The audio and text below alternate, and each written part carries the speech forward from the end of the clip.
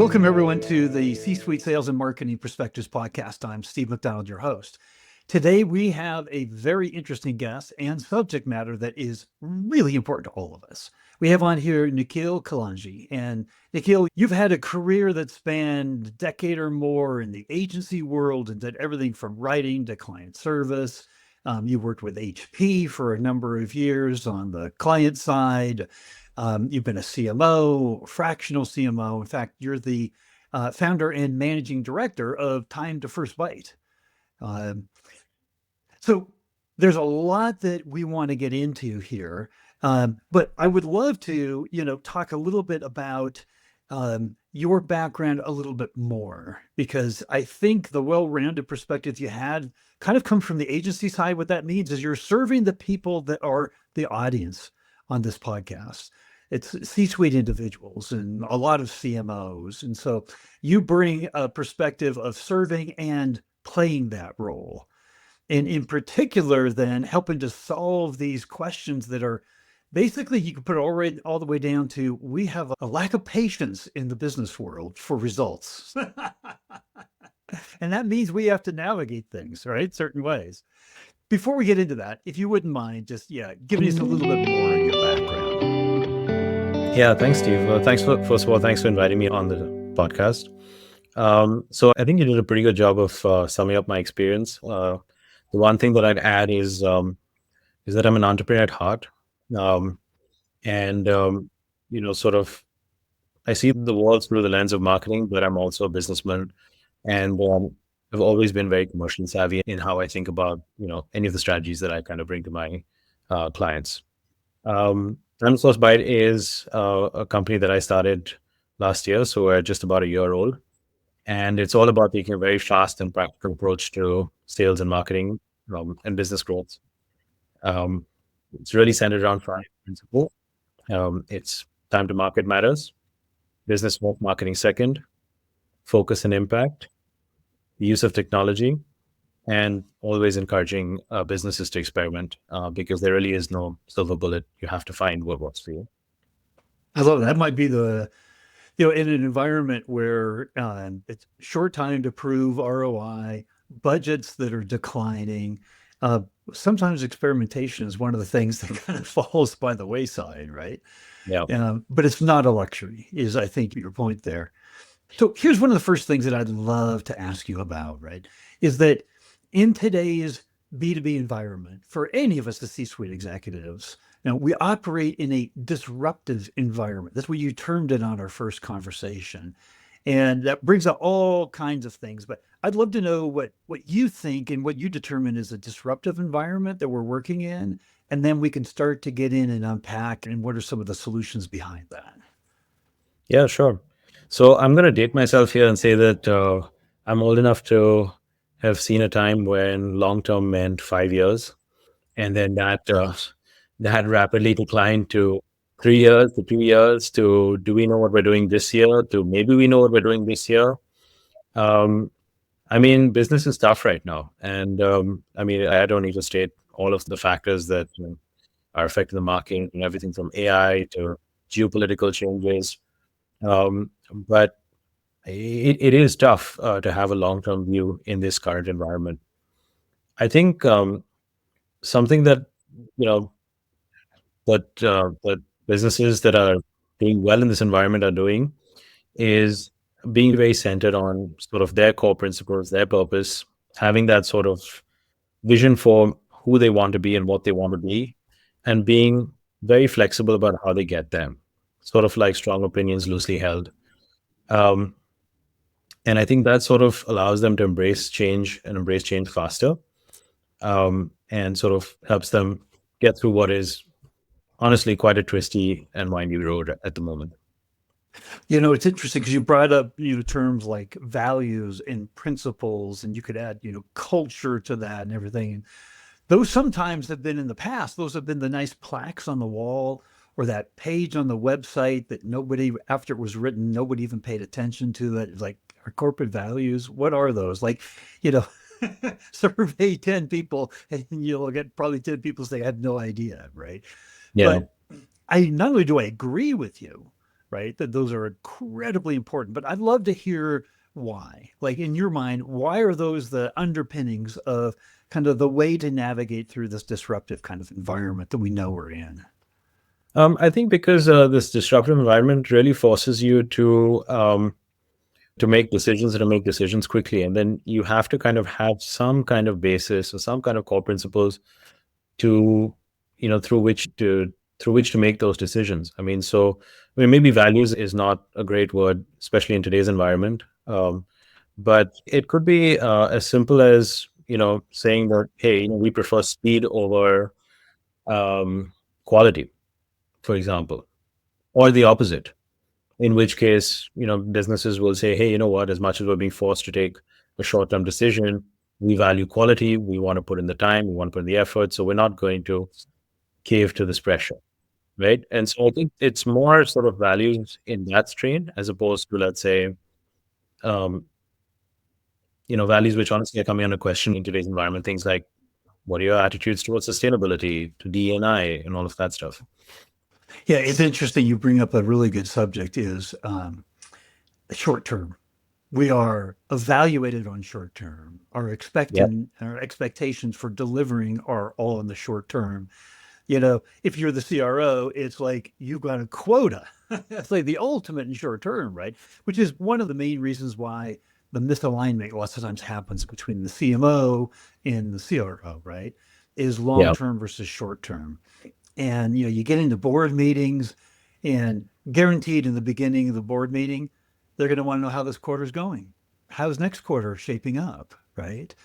And but we know B2B is a relationship based business, right? We know that relationships are not built on the short term, they're built over time. And that's so, right. everybody would nod their head to that. Yet there's a different set of expectations that are put on us, right? How do we counteract that? Like navigating a short term ROI perspective, right? Where we know we still need to succeed, we still need to create success. Yeah, I can answer that from two perspectives. One is more of a business perspective, and the second is a marketing one. I think from a business perspective, it's really important, and perhaps this is more the role of the CRO than the CMO, or maybe the role of the CEO and the CRO, to have everyone aligned on what the business is and how long the sales cycle is. Because and you're absolutely right. I've seen this so many times where there's a quarterly meeting and there's a ton of pressure, but no one engages with the fact that the sales cycle is actually 9 to 12 months, right? So there's literally, I mean, it's you'd have to break the laws of physics in order to hit the targets that have been set. And so, at a very core fundamental, level, the whole business has almost been miscalibrated because there is a lack of alignment on how long the full cycle is. But from a marketing perspective, I think, skilled marketers obviously have to hold two thoughts in their head at the same time. How do you manage the short and the long term? And you kind of have to become a master allocator of resource. There's obviously a limited resource, so it's a question of spreading that across both needs. And I feel like some CMOs and some marketers I think they fight the fact that there is a short-term goal to be hit, and I think they resent to some degree. Well, I think what you resist persist to some degree, and you just have to embrace the fact that there have to be some short-term decisions that need to be funded and managed through that to a large extent. And I think also to some degree, some of those long-term investments. I mean, the classic long-term investment in marketing is brand building, right? And the traditional way of doing that would be to essentially spend millions of dollars over quarters, try and do that consistently so that you actually build brand awareness, recognition. But there's different things that can be done and things that can be done more efficiently. Like brand can be built into everyday interactions, right? If you think about a fast product, your values, the way that you want to position the brand, quality, all of that is in every single interaction, from the emails that people get as they go through a sign up process through to how they interact with your product, through to customer support. So brand is not just about, millions of dollars, Formula One sponsorships, that kind of thing. I think there's more creative and more efficient ways of executing on some of those long-term goals as well. So, traditionally, the long term and the short term goals have been seen as separate activities, right? And I think what you were just saying there is they don't have to be, right? They don't have to be separate campaigns, separate budgets, right? And when I talk to CMOs and CROs and CEOs on the podcast here, the one thing that seems to unite long term and short term is this understanding the voice of the customer and truly what they want. And if we really focus on that, it seems that the short and the long term kind of come together in the same plan. You've talked before in our conversations about championing the voice of the customer. Tell me a little bit more about what you mean there. Yeah, I think I mean I've been in situations where I feel like um, the voice of the customer gets drowned out by the voice of the hippo, right? The highest paid person in the room. Um, Seen situations where the ego of um, you know a C-suite executive um, can basically swing the company's view one way or another. And I've also seen situations where entire boards, when surveyed, have come up with, if there was 4 or 5 people on that board, there'd be 4 or 5 different opinions as to who that customer actually is, in which case you're not going to get a single clear voice. And I think, good marketers and CMOs are able to navigate that and are able to bring together perspectives from customers and essentially present those and then and make sure that those voices are heard in those meetings, and constantly remind the leadership team in subtle or very direct ways that there is an opinion that they might be missing out on. But you're absolutely right. I mean, I think one of the simplest ways to stay true to your mission is to really know who your customer is and listen to what they want. Yeah, it's amazing. So you said a couple of things that are indicative of massive problems, right? 4 different people on the board of directors, 4 different ideas on who the ideal customer profile is, how that translates down then into the go-to-market plan, and actually who the sales team is even reaching out to. What are the MQLs and SQLs that marketing's trying to bring in? There's a stat in a recent survey that said just between marketing and sales, the percentage of alignment on the ICP was 16%.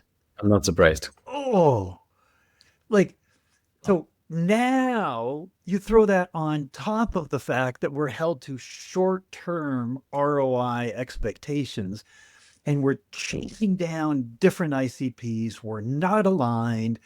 Even if sales can bring, in somebody, but if it's on the periphery of the ICP, guess what? We're not, as a company, we're not equipped to support them. They're going to Yeah. churn. They're going to use up resources and they're going to churn, right? And so ultimately, it's more than just we had some short term impact on our pipeline. It has very much long term impact on the viability of our business, right? Because we're all confused on who we're serving and why and how we're doing and how we're allocating budgets in order to get that done. I'd love to spend a little bit of your time on, like, if I could, the importance of defining and deeply understanding your ICP Hmm. for short-term success and long-term success. Like, how important is that on a scale like 1 to 10? One, it's not important at all. It's everything. It's everything. It's absolutely everything. I mean, honestly, sort of not knowing who your ICP is just a recipe for wasting time, money, effort, and depending on how you're funded, I mean, you could really burn through the capital that you raised very quickly. And I think everything you said is resonates. A lot of it comes down to having great culture in the management team, where there's a degree of openness to both listen, also sort of work through challenges with the LCP. I mean, it's not uncommon for a business to maybe not have the right ICP right out the gate, right? But I think to have the temerity to really understand that something is not working, to make some changes, to experiment, I think that is really key to success on this front. Having the wrong ICP, I've seen that so many times. It's also very common where you have very high pressure environments where, let's say, sales are dragged into a room and asked to say, what they've done. We've had 5 meetings with these enterprise clients. I'm like, who within the enterprise client? oh, it's like a tech lead in a business unit. Well, is that really the ICP? Does that person really have a decision-making power? Or is that just an individual contributor who's sort of sold themselves to get the free lunch, if I can put it that way? And there's a lot. Um, and so, sales will come in there and, tick the box and say, yes, we've met with these 5 enterprise clients and we're having discussions and things are going well. And we all know that those discussions are going to go nowhere if you talk to the wrong people. People that can merge it and become sponsors and help you through whatever procurement process. And so, I mean, I completely agree with the setup here. It's with everything, the ICP, everything. It's amazing. I have a friend and she's in mergers and acquisitions. Big, she's a major player. And this last weekend, I was talking to her because she's making a transition, and I was talking a little bit about this very subject matter here. And she said, "Steve, you wouldn't believe it. When in merger and acquisition," she said, "I'm trying to like say, okay, this part of the business, do we keep it? Do we sell it off? Who's their ICP? How well are they? Are they positioned there? Over here?" She's just making all these kinds of decisions. And she said, "I'm reviewing documents. I'm asking who the ICP is, and I'm handed 3-year-old documents, right? That Yeah. have a definition." And she said, "They don't have any idea." She says, "It's absolutely amazing." Right Hmm. now, intuitively, we have to have, right? Obviously, there wouldn't be any success in any business. We had no clue. But the idea of a deep understanding of the ICP, who it is, and then what specifically their challenges are. And this is something that I'd love to get your opinion on. Most B2B companies, they they understand their ICP through the lens of what they do. So in other words, their Hmm. ICP's challenges might be this broad, right? Right. But as a company, we help solve these challenges, which are really important. There's nothing wrong with that, right? Hmm. But if we don't have a viewpoint of in total what they're trying to do, what their challenges are, and helping them overcome their obstacles, their roadblocks to success, then we're a vendor here. We're not a partner, Yeah. right? We're not a peer. We're not a colleague, right? And it's a relationship based business. And another gentleman who was on the podcast yesterday, he said, as a CMO, he says, I was on the supplier side and then a CMO. And he said, Hmm. he said, I worked my butt off trying to learn about the people that I was selling into. As a Yeah. CMO, I was amazed at the suppliers that came in that had no idea of my business, no real idea of my challenges, very superficial understanding of who I was. Right? How do we get that deep understanding of our ICP? Yeah. So you've touched on a number of things. One is the 3-year-old documents.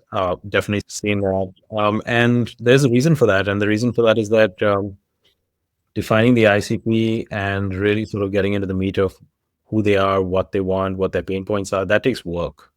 And that takes alignment, and that takes bringing the right people into the room. That means, sales and marketing and the board and the CEO need to actually spend time. And that time is sometimes often, I mean, it comes out of very trivial things. It's like, when do you actually schedule it? Who's got time? When do you actually have everybody together focused? Um, but it takes a ton of work. And I think a lot of companies maybe just don't feel like that work is worth doing for whatever reason. Again, it's one of those things. I mean, it comes down to resource allocation that we talked about earlier. And I think good CMOs will make sure that there's solid resource that's invested in insights. And that's not a not one-time investment. That's a somewhat recurring investment because, as you said, the market is changing, environment landscape is changing, everything is changing, competitors are changing. So I think it starts with making sure that there is a certain amount invested in insight, and that you're not just going around with day-to-day business year after year, and you look back, you're document 3 years old. Um, I think it comes down to taking initiative, especially from the marketing side, to make sure that you go out and you meet the customer every opportunity that you can possibly get. Like, get away from your screen, go shadow the sales in their meeting, actually do some of those meetings yourself so you can hear things firsthand. Because sometimes people only hear what they want to hear, whereas as a marketer, I think you might be able to pick up a lot more cues. Um, and I think, yeah, it's just essentially, I mean, going back to what we were discussing earlier, just making sure that the voice of the customer is represented. And if you think about things through that lens, you'll organically ask the question, okay, well, whose voice am am I representing? And is that person actually right and relevant? And I think sort of having that mindset um, potentially helps solve some of these things. What's interesting, and I ask this question of a lot of executives, and like, who's leading the charge? Who's the champion? Who's the customer champion? And so, like, some companies have a chief customer officer, most don't, right? Yeah. And a lot of those companies are B2C companies that have a chief customer officer, right? So, like, Mhm. who's carrying the torch, right? Who's responsible in the company for bringing the voice of the customer together in a service to every other department? It's the highest voice of authority in the business, right? And we've talked about it's the most important thing we can be doing. Who's in charge of it? Is there a leader? Yeah, well, I think there's a combination. I think sales will obviously put their hand up and say that they know the customer best. But the problem with sales is that sales is very busy doing sales. I haven't met a lot of sales guys that like to invest the time in, sort of documenting their insights and taking to the product team and spending time on the product and getting into all of the nitty gritty on that front. And I think that's where, as I said, it's a tag team between sales and marketing, where marketing helps to bridge that gap, where marketing sometimes helps hold sales to account to some degree and really sort of bring it all together. I talked to a lot of CMOs that I would say have a imposter syndrome to a certain Yeah. degree. They have a hard time earning a seat at the table as a C-suite executive. And what we talk about is if we took on the mantle, like you talked about, getting out and actually talking to customers, right? A lot of CMOs, when they take on their first role, they'll go talk to 10, 15 different customers, right? And then it Hmm. ends. But you had a really good point. It can't end. Our Yeah. ICP is complex and always changing. And the trends and the challenges, the dynamics in the market, always changing, right? So how do we ever just sit back? That's where we get to that ICP document that's 3 years old, right? Yeah. But as the CEO or the CMO, you were responsible for representing the voice of the customer. Does that not give you the most important seat at the table? It should do, but it doesn't. Let's It Well, should do. It that's should do. another But I thing. That's mean, another but you're issue, right? absolutely right. I mean, I think there's a lot of CMOs who struggle to have that seat at the table, or when they get the seat at the table to keep it. And I think it really comes down to being extremely savvy from a commercial perspective. Um, I think CMOs suffer from they're great communicators when it comes to communicating the business and the brand and values and culture and all of that stuff. But sometimes they struggle with communicating the value that they bring. And that is a very complex question to sort of get into. It's a question of, or it's the seed of this whole discussion that we're having, long term, short term. How do you communicate that the money that you allocated towards building a long term brand and long term value with the customer is actually, how do you communicate that ROI in a quarterly meeting? It's really hard, right? Um, and I think it's just, it comes with experience to some degree. Um, but it really does come down to that. It comes down to being able to communicate the value that you actually bring to the table. And also to respond to one thing that you said earlier about imposter syndrome, that is very real. I am a part of a number of CMO communities, and I would say, sort of once in every 2 months, there's a big discussion about imposter syndrome, primarily driven by how fast everything is changing and the topic that we're discussing today. How do you balance long term versus short term versus all of this chaos, needing to do less with more? And No at the CSO. same point, you know, CMOs was like, if you're not generating leads, what good are you? Right. Well, Yeah, it's like, well, hang on a second. There is an entire go-to-market strategy here. There's an entire sales enablement strategy, a product development strategy, an operations strategy, a marketing strategy, right? A long-term growth strategy. I mean, and I'm a C-suite executive, right? Take off the M from the CMO, you're a C-suite officer. Take the R out of CRO, they're a C-suite officer, right? So that's that right. means that we have broader purview and more responsibilities beyond just marketing itself, right? And I think the key to unlocking all of that that you've like really eloquently highlighted here is nobody else is understanding the customer and taking that on as their responsibility. I mean, sales, as much as we like to listen to gong recordings and things like that, which you can learn a ton. But you know Yeah. what? Gong did a study and they proved that the sales rep talks 2/3 to 3/4 of the time on average. Well, I can guarantee they're not making any sales if that's what they're doing. Right. They're selling. Yeah. And since it's selling, there is a shield up. There's not an open, honest, deep dialogue of sharing. You're being sold to. You would never run a customer understanding research program through sales. It's just, Yeah. that's not what it's meant to do. You would never run it through customer success either, Hmm. right? So but that's what most companies rely on. We have our data, we have sales, and we have customer success conversations. That is our ICP learning, right? And there is something significant to learn in all of those, but it does not replace what you talked about, talking to customers, right? In a And listening to customers non, actually based on, on that stat. yeah, absolutely, absolutely. So I think that one of the biggest things that we have to overcome. There was a woman that was on the podcast. She said there's nothing more important that we can do as CMOs than to represent the voice of the customer, right? And if we do it, then we're much more than lead generators, right? We have major insights into the whole product development roadmap. We have major insights into why we're losing deals, right? How do we better address objections, right? How do Yeah. we better add value across the entire buying committee? I mean, all of a sudden our value blooms Hmm. because we're representing the voice of highest authority and we're just translating that. Yeah. Right. That's what I'm taking away from our conversation here is you get out of the short versus long term if you're talking things that are significantly relevant to your internal customers, right? Your other departments. No, you're absolutely right. And I think, everything that you said, that makes sense. And there are some smart tactics that the CMOs use. For example, filling the gap, right? I mean, so something that you talked about, things like pipeline analysis or win-loss analysis.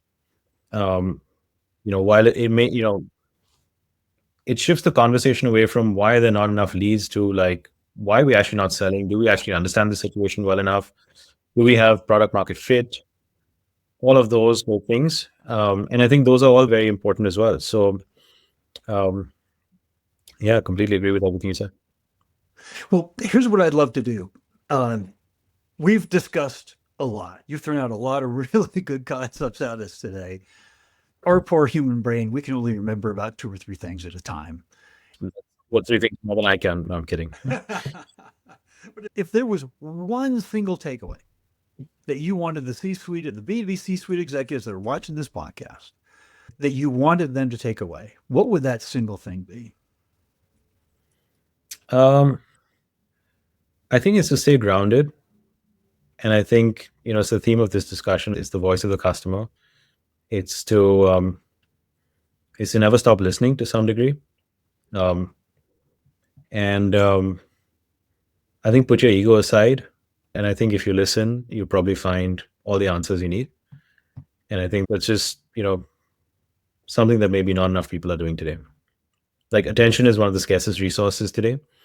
Uh, I think paying attention to our customers, that's invaluable. I will take that as a solid takeaway here and say just thank you for coming on. This is the kind of discussion that we need to have more often, right? And we need to have it with our CEOs and our CROs and right.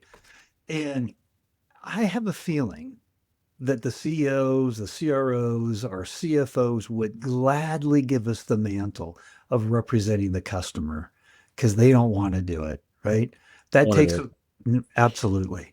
So it's kind of theirs for ours to take, right? Yep. Thank you for bringing this level of discussion to light. If there were people that wanted to ask additional questions, Hmm. would it be appropriate if we gave out a link to your LinkedIn profile? Absolutely. Fantastic. Well, Nikhil, thank you. I want to go on another half hour or hour because this is such an important conversation, but I'm glad we started it, and I hope people ask questions. We just continue the conversation from here. Thanks for coming on today. Thank you so much for having me.